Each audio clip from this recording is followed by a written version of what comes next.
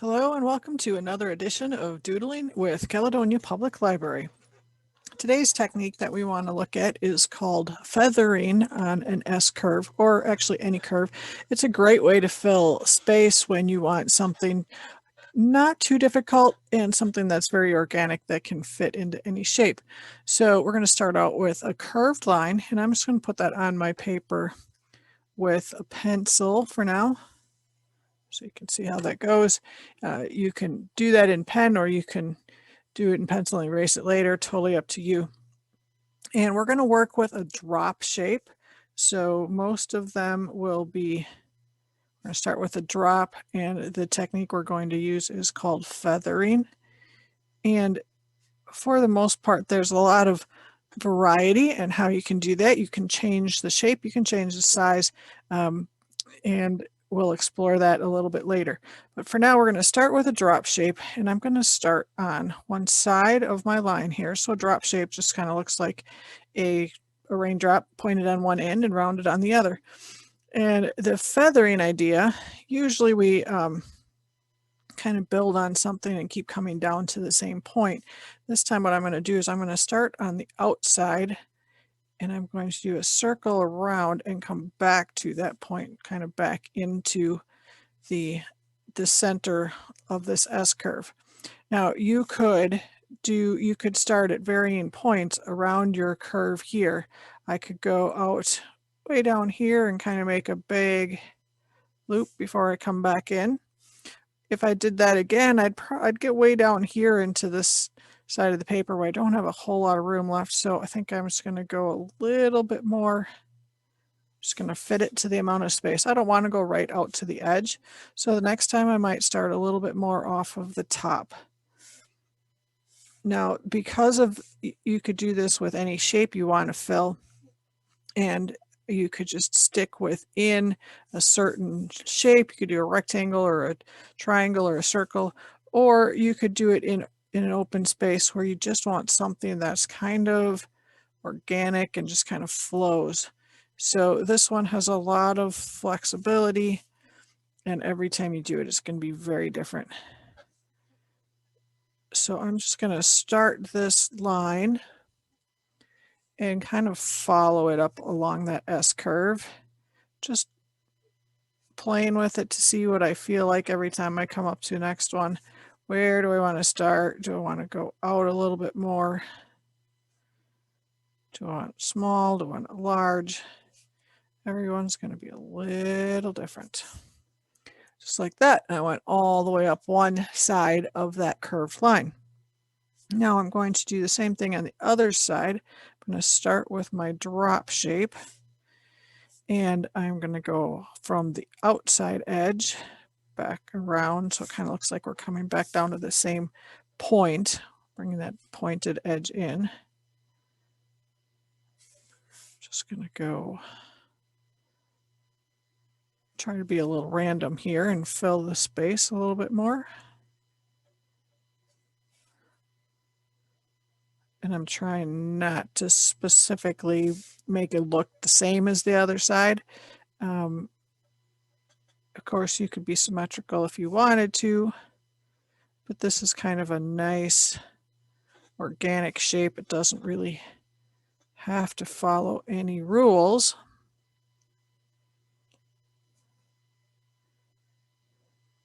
So I'm just going to keep on filling my space. I'm getting kind of close to the top here, so I think I'm going to go a little bit more over that direction. And you notice what happened this time was my feathers started getting larger as I came up to the top, not smaller like the other side did.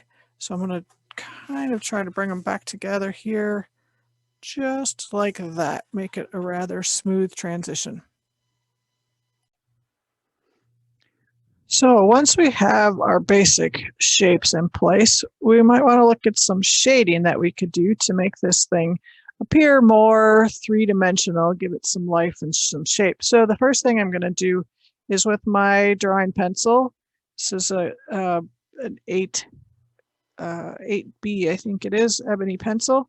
I am just going to come in lightly with that right along where all these lines came together.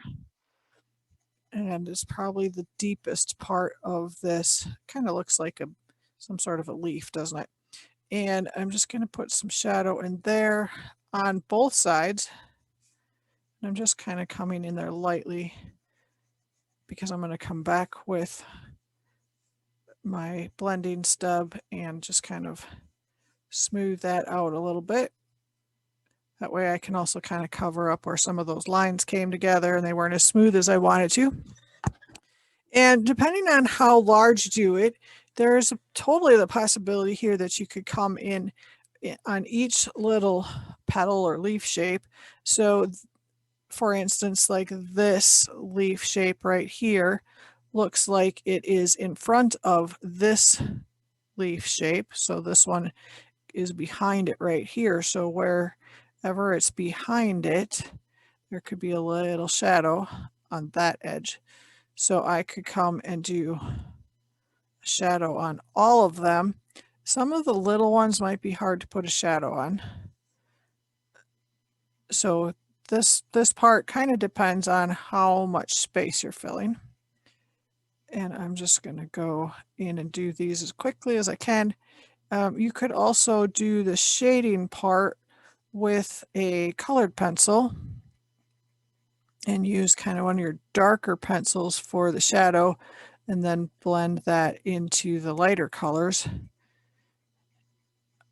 So using colored pencils and doing your shadows in color is another fun way to utilize the space. I think I'll just do one side here for demonstration purposes. And I'm getting down here to some of the smaller ones. It's definitely more difficult to get in there around those little lines. My pencil is not really sharp because I don't like it to leave much in the way of lines. Then I'm just going to take my blending stub and I'm going to rub over some of that graphite, kind of rub it into the paper lightly. It'll smooth it all out. And I can kind of soften the edges.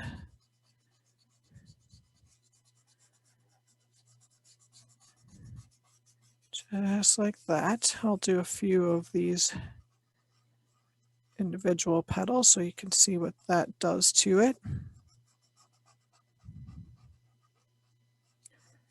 Looks a little bit more natural.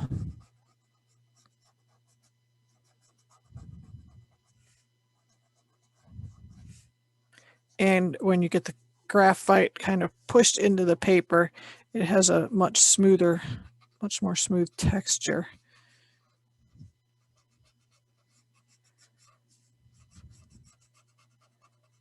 Kind of fade it out that way.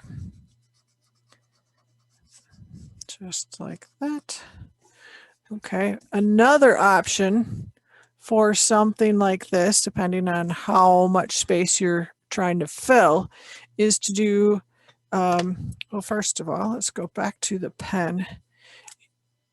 You can always add an aura around any object, which is just try to keep your line the same distance all the way around and stay basically parallel. Never quite comes to join the other line that's already there. This kind of ties everything together. Kind of makes it like one object rather than a whole bunch of little shapes.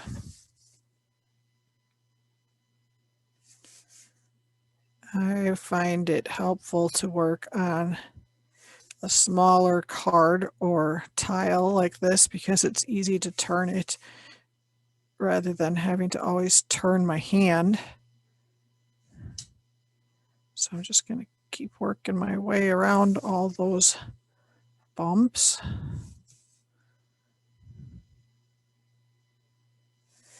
There we go. So putting an aura around something always just kind of brings it all together. Once you have an aura, it's very easy to actually do a shadow around the outside of the object, and that'll make the whole thing kind of seem to pop up off of your page. So I don't think I'm going to go all the way around it right now, but I'll get part of it done so you can see what that looks like. And we'll be able to compare the two sides, the one that has more shadows on it and the one that does not. So even though I'm doing this shadow around the outside, it doesn't mean that I have to be completely finished on this shape either. And I'll show you what I mean. Like you could add some flux or some grass-like things that kind of come out from it. And that could all just kind of overlap the shadow. All right, there we go. So this side with more shadows on it compared to this side that's just black and white flat pen, you can see how much this looks like it curves and it moves and it flows a little bit. So always fun to add some shadows. So for additional things like a flux pattern, a flux is basically this first drop shape that we used down here, and you just keep adding more drop shapes to it. So not as much of a feathering pattern as just all drops, but generally the drops have a little center line and maybe a dot or something like that to give it a little texture. So I can add flux on. I could, if I had space, I could keep going and the flux could just kind of grow off of each other. And I can make them different sizes to fill whatever space I need. And you see it didn't really matter that they're kind of falling into the shadow or coming out from the shadow. Something like that. I could do some little grassy type shapes anywhere in there. Just kind of try to fill the space. You could always do dots. You could do an implied line that's kind of like an aura here. Just gives a little bit of texture to the background space. Okay, so in other words, this could be something that fills a space that you don't quite know what to do with. It doesn't have to be a specific shape. Let's say, for instance, we were working on a design and this amount of space is what I had left. And I kind of wanted to tie it all together. So there really is no reason why I couldn't start with some sort of a curved line that just divides this space into two somewhat equal spaces. And I could start with my drop and then feather in anywhere I needed to fill the space.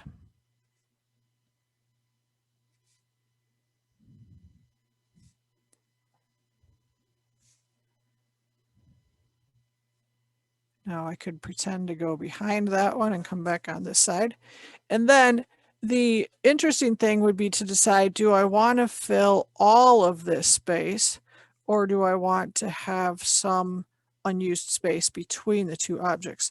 So just for the sake of showing how this could easily fill all of the space, I'm going to opt for that. And every time I come around here on the outside, I'm going to try to hit this something on the outside edge of that space. I don't have to fill all of it. I think I'm going to have some spots in here that are going to be totally background now. I could just color those in right away, completely black. That'll give us some really nice contrast.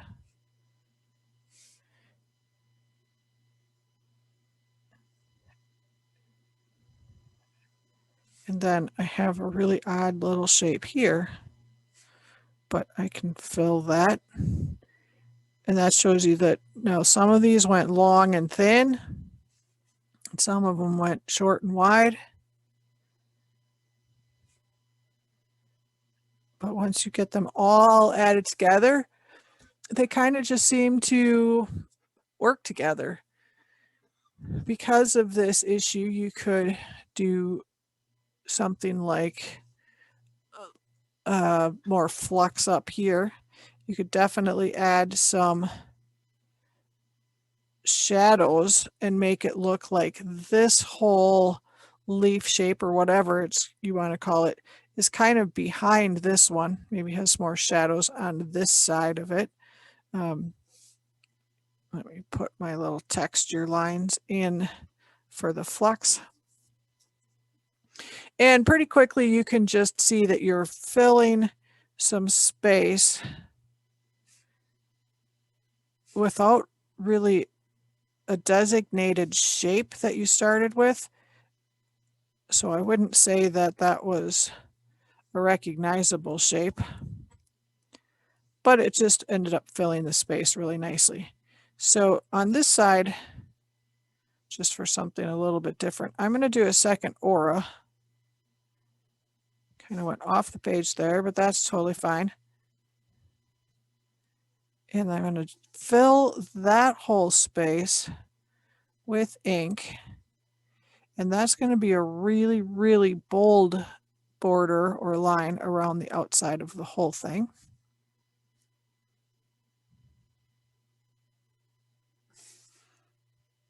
Takes a little bit of time to just carefully fill that in. But like everything else with the doodling, just take a deep breath and relax and enjoy the feeling of that pen in your hand and watching what happens as you keep working with it. So I would suggest trying this fill concept in a bunch of different shapes and also adding some color. So I do have a little bit of an example here. I have one that I started with a heart shape, and I put a couple of curved lines in it, and I don't even remember now where all the curved lines were. I assume there was one here, maybe all the way up to here. I think there was one here. There was a little one here. That might have come all the way back down there. I think that was probably about 3 somewhat curved lines. And as they grew up, I got to points where they kind of intersected with ones that came from the other direction. And then there was more room on one side of the line than on the other side of the line. And it all was just totally random. I just kept building as I went and very quickly just filled the basic heart shape. I did this heart shape in pencil, and then when I was done, I did this aura that followed the direction of the curvature here. So I ended up with kind of a bumpy edge to my heart rather than a straight or, very simple line. So I thought that added a little bit of texture as well. That is very, very little shading and absolutely no color. So that was kind of fun to see what you could do without even any color. And then here is one that I did add a little bit of color. I did some shading in the middle here first. I put a blue or a darker color on the inside, the pointed edge of all of those shapes. And I did the blue on the very outside edges. And then I did a little bit of pink coming off, or a lavender almost coming off of that blue. And I left a spot down kind of the center of each one that has no color in it, and that gives it a little bit of a rounded look. Then I did one in a triangle shape. So that one had a pretty simple line down the middle of it, and it just filled it in. You can see that I did some lines at the inner points and the outer edges on every other petal there, and then filled a little bit in with the background. So there we go. That's a little bit of samples of what you could do with that. And this could be something you could do on a postcard or a greeting card. And you could start out with a letter or a word or something, maybe in block letters, and then fill this in all around it, and be a really simple design, but you can make it very, very effective and interesting with just a few things like adding some shadows, maybe leaving some highlighted areas, and kind of tying it all together. Now, depending on how large you make these shapes, you could also go in and do some decoration or design idea inside each one of them. That would give it more interest as well. There's not a whole lot of room in these, but that will totally change those flowers. These ended up being a little bit longer, so maybe I divide them in half and do some little lines on one side. Something like that just adds a little bit of texture. Nothing too difficult, just a bunch of little lines.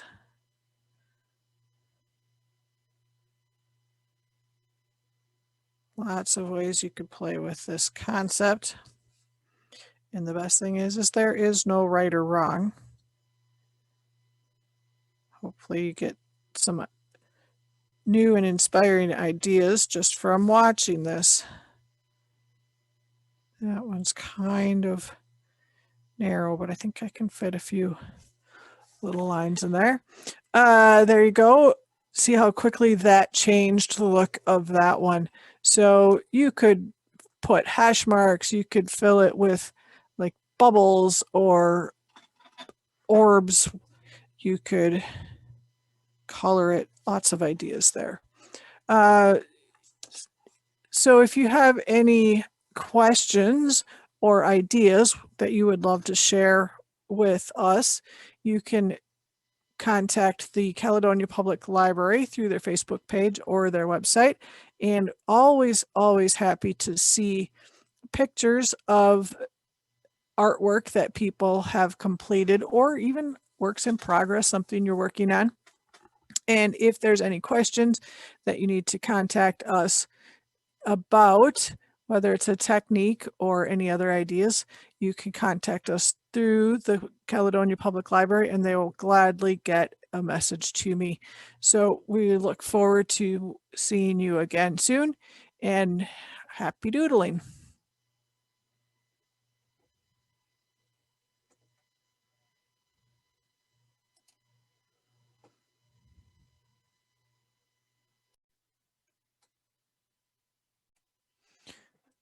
All right, let's add a little bit of color to our design today. As you can tell, I have some colored pencils on my table here. I'm going to use a number of greens. These are, let's see, let's put these in order. Dark green goes there. So I have about 4 different shades and tints of green, greenish blue. It doesn't really matter. They don't have to be the same, but some light, some dark. I also am going to do some purples, and this is actually like kind of almost a magenta or a hot pink, a lavender or a lilac, and then a deeper purple. So I like to have at least 3 shades of each color I'm working with, and then it's easy to do some blending and gradients and really make your drawings, your colors pop. So let's start with a green. I'm going to take the second shape that we did over here that I kind of think of as a leaf shape, and I'm going to put some greens in there. I'm going to save the purples for the larger part of the petals. I know they're the same basic shape, and they are not a realistic shape by any means, but we're just going to make them, give them some color to represent some things. So I'm going to start with my lightest color. I change it up. Sometimes I start with kind of my middle tone. This one I want to start with because I think I'm going to go in to these little shapes that we put kind of on the inside of this. Now, when I first start using my colored pencils, I'm just going down really lightly. I'm not pushing hard, and I'm just getting a thin layer on the paper. Then I'm going to go backwards. I'm going to start with my lightest colors. I'm going to start adding some of my lightest color here, and I'm going to go kind of in a little circular motion.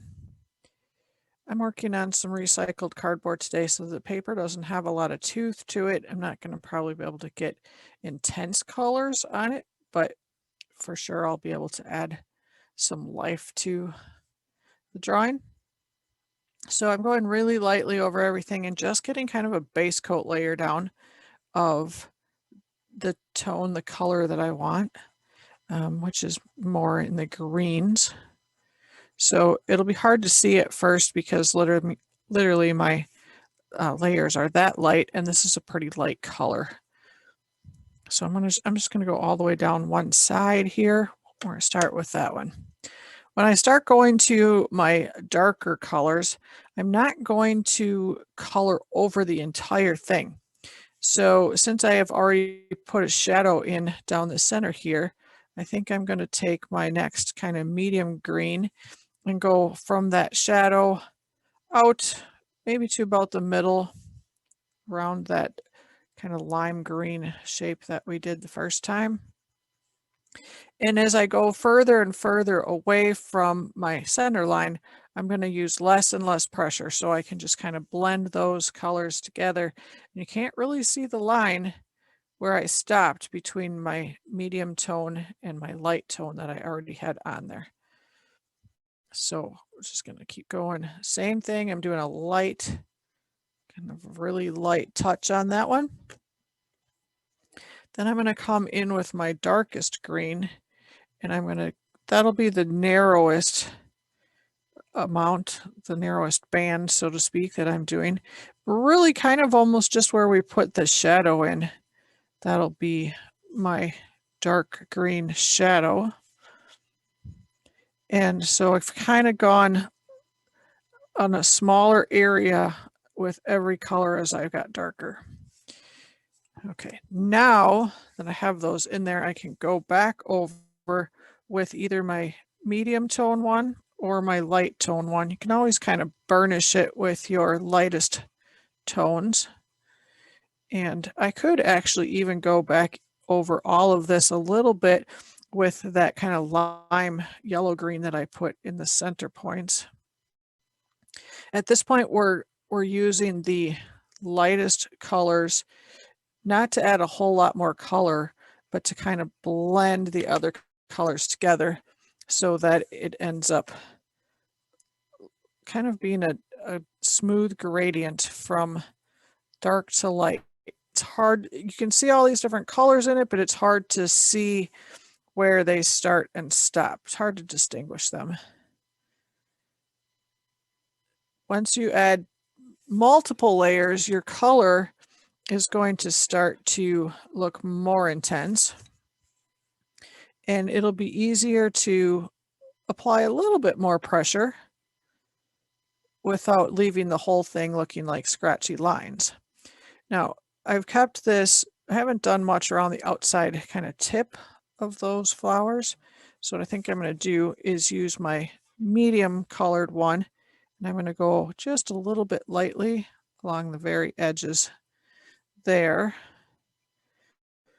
And then I'm going to come back with the lighter tones and blend that out a little bit too. So just getting a little bit down on there. I'm still not pressing hard. I can go back to one of my lighter tones, and as I color over the entire thing plus a little bit further out, it starts to kind of blend together, and it makes it a little bit harder to see the line between the two. So colored pencils, really, in order to get vibrant colors, you need multiple layers, and it takes lots of time. Just take your time and kind of enjoy the coloring. I might even go back over it just a hair, but really, really light pressure with my medium tone one here so that I can blend it even better. So you can just kind of keep going back and forth and easing those colors together. Then I think I'll still go back in with this lightest lime green one and kind of just color over everything and blend it all together. If you decide you're not really happy with a certain color, you can usually go back to a certain extent and add more layers. And especially if you did a darker color here, you could kind of change the color of it without changing the shadows and the highlight areas. The other thing that works really, really well with a color like green, if you want to make some shadows on it, is to go in with a color like blue that's kind of right next to it on the color wheel. And that makes a great shadow. So I can kind of go in over my darkest areas with a little bit of blue, and it just will darken it up without making it really look actually black.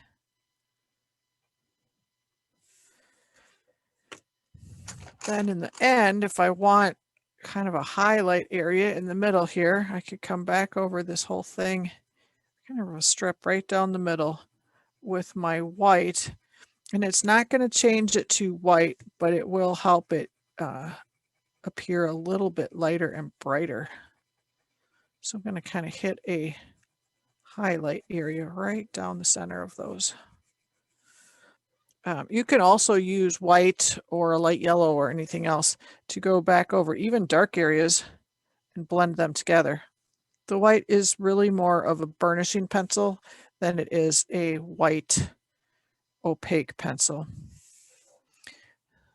All right, so what I'm going to do there is just lift this up a little bit because the light is a little reflecting off of it. That gives you a little bit better picture of how the colors work.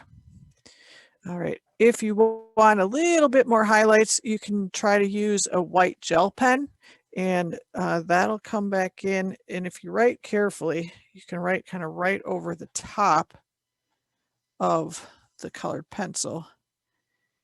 And you can put some little highlight lines in there. They're not going to be really dark, or I should say really bright, but they will just add a touch of highlight to it.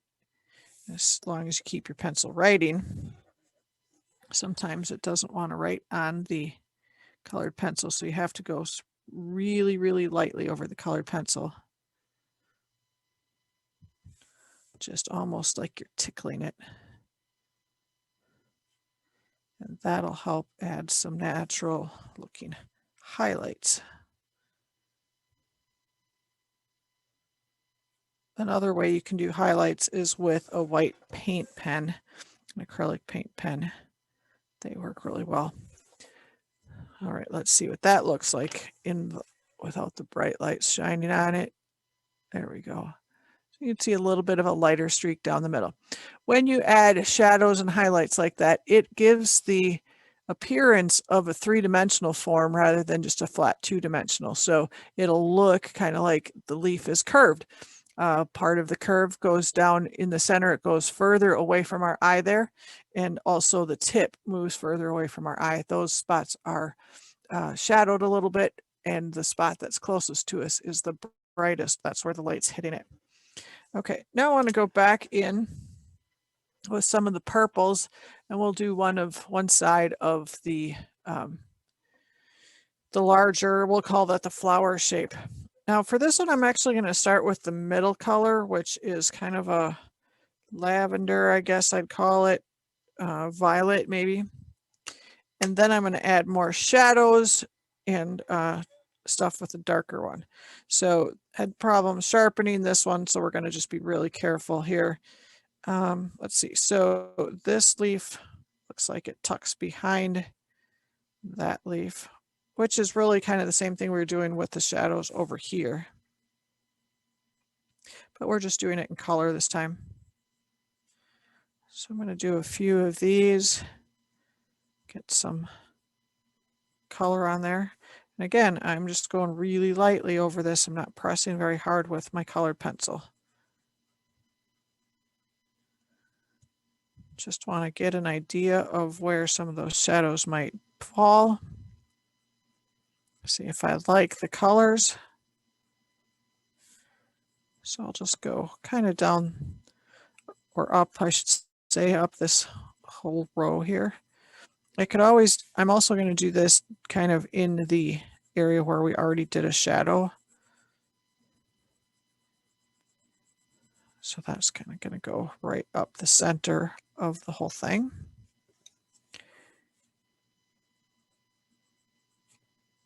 I'll just finish off this side here.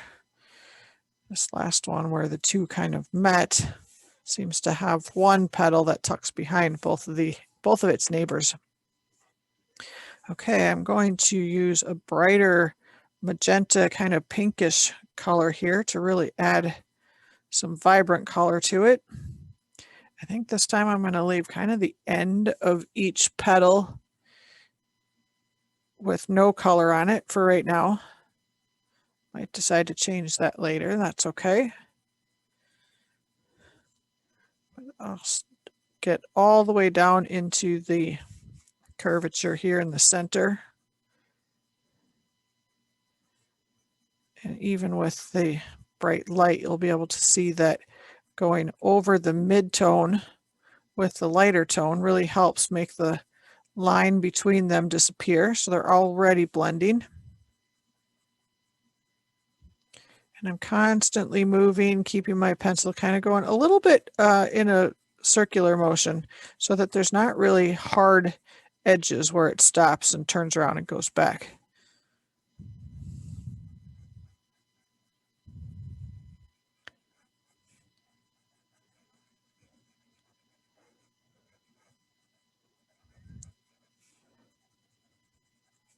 All right, now let's try to accent our shadows a little bit with the darkest of the purples.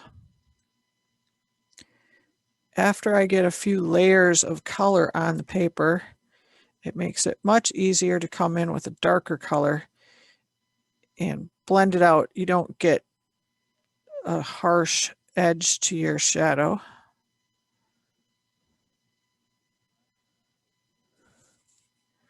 There we go. So this time I'm not going out quite as far as that magenta color went.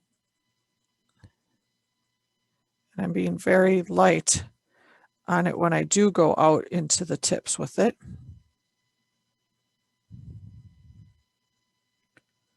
So more shadows down here along the center line, and the other ones are still along each like petal area.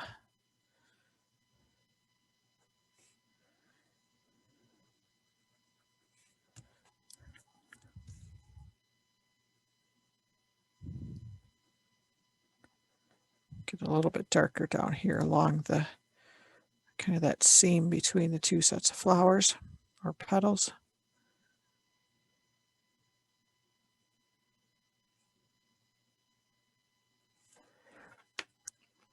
Then this time I think I'm going to go back over the whole thing in white and see what that does for blending. Once you start kind of burnishing with a lighter color like a light pink or a white here, it's going to start to kind of push the colored pencils, the bottom layers, all together, and it kind of fills in all the little holes in the paper that can hold pigment, and your colors kind of even out and they seem to get brighter. I think it's because they fill in the holes in the paper. Kind of smooths them out. I have another pencil here somewhere that's actually called a burnishing pencil or a blending pencil. I guess I'll have to find that later. I'm going to keep going here with white then. You can get a colorless blending pencil. That's basically a colored pencil that doesn't have any color in it. It's kind of a contradiction of terms, I guess, but it has the waxed-based product that's in the lead of your pencil without any pigment in it, and that allows you to just kind of almost melt those colors together. All right, if it's not smoothing out quite the way you want it to, you might still need to go back and just put more pigment on the paper. So see, I can still color over those sections that I've kind of blended together with the white. Helps smooth it out even more. Makes it a little bit more intense colored. And you see less and less of the white speckles of the paper behind it. I'm still not pushing really hard. I don't want my hand to get really tired. This is supposed to be enjoyable. We don't want to cause stress to our joints. So just keep going over it, and it just kind of builds up layers. All right, what I'm going to do here is not go down all the way to the bottom with all these layers so that we can kind of compare the color of these that I added lots of layers to and then blended it. And you should be able to see that the ones that I went over with extra layers in the white pencil are more intensely colored than these bottom ones that haven't been blended together. So just a little bit of information on blending there. And if you think, oh, it's a little bit too pink still, I can go back over the whole thing really lightly with my mid-tone, which was kind of a lilac color, and kind of tone down the pink a little bit, make it more purplish. So if you get all done and you're not quite sure you like the actual color that it looks, you can always go back over it afterwards and tone it down. You could use a little bit of gray. You could use a complementary color. You could just use the color that you want it to look like. That should be one of your last layers anyway. There we go. Let's see how that looks without the shining light. So you can see there, we've added some deeper shadows down in the center. Kind of makes it look like this whole section here is folded in the center. And you can see the difference between how intense the color is here, where we've done many layers and blended it with white, compared to these few down here where it had 3 or 4 layers, but I haven't gone back over and blended it all together. So another thing you can use with blending is odorless mineral spirits, or actually rubbing alcohol. You can get this at any art store, and it's just the teeny tiniest bit on a paintbrush will actually help kind of melt your colors together. I'll just put a little bit on a paintbrush and show you how that looks right now. I usually dip just the tip of my paintbrush in it and then kind of almost wipe most of it off of the brush. And I'm going to go do a little bit backwards here. I like to start out here and work my paintbrush back towards kind of the darkest line. And you can see how intense the colors get after you've added a little bit of a liquid blender. Usually these blenders are alcohol based, so you could use rubbing alcohol, anything you have in your house. Or you can actually get this colorless blender, which is colorless mineral spirits, kind of like a turpentine, but it's much safer because it doesn't have the horrible fumes. And you can actually almost move the pencils around almost like a watercolor paint. So we'll get that done and then hold it up to so the light doesn't reflect off of it so much. And you can see how intense purple we have now.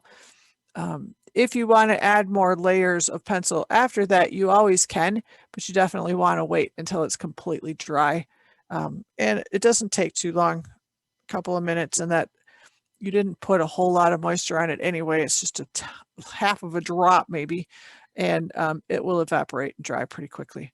So there you have it, a couple ideas for adding some bright spring colors to kind of a floral shape. You definitely no rules here because we didn't say that this was a flower. I just thought I wanted to make it look a little bit like, use kind of a floral set of colors. So in honor of our spring weather that we've been having here, just chose kind of a couple of fun colors. So doodling does not need to be realistic looking. It can kind of have an impression of something like a flower and a leaf or something, but you don't have to worry about it being realism. And so therefore it ends up being a lot of fun to choose and just be kind of have some, be a little creative and be a little unique with the things you try with it. All right, so if I wanted the center even darker, now would be a good time to go in with some dark blue or even black. And I'm doing a pretty light touch on my pencil there,